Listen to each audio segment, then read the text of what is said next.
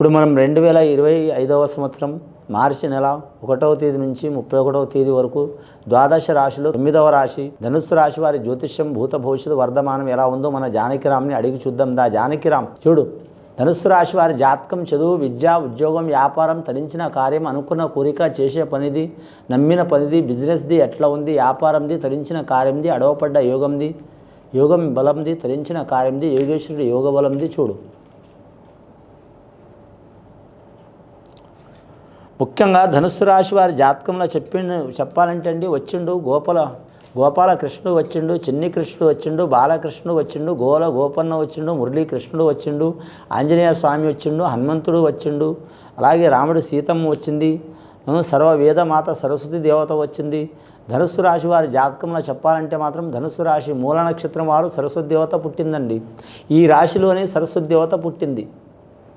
మూల నక్షత్ర జాతకులకు అద్భుతమైన యోగం ఉందండి. వారి జాతకంలో విద్యాపరంగా అనుకున్నది సాధించే అవకాశం ఉంది. అలాగే సమాజంలో గౌరవం తెచ్చుకునే అవకాశం ఉంది, పేరు ప్రఖ్యాతులు తెచ్చుకునే అవకాశం ఉంది.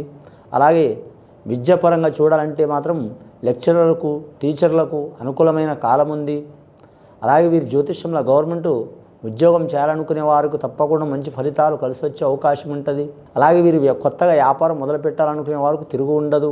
వీరి జాతకంలో చూడాలంటే మాత్రం ప్రైవేట్ రంగంలో ఉద్యోగం చేస్తున్న వారు కూడా మాత్రం అది ఎదురుపెట్టి ఏరే వృత్తి చేయాలనుకునే వారికి తప్పకుండా అనుకున్న పని జయమయ్యే అవకాశం ఉందండి.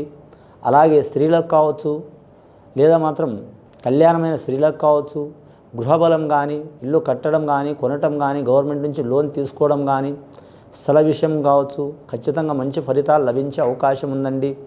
అలాగే విద్యార్థులకు మాత్రం తిరుగు ఉండదు. పూర్వాషాఢ నక్షత్రం వారికి లక్ష్మీ ప్రాప్తి ఉన్నదండి.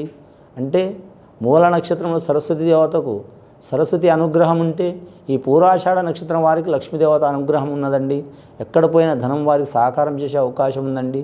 ధనం సహకారం చేయటం అంటే లక్షలు కోట్లు రావటం కాదండి.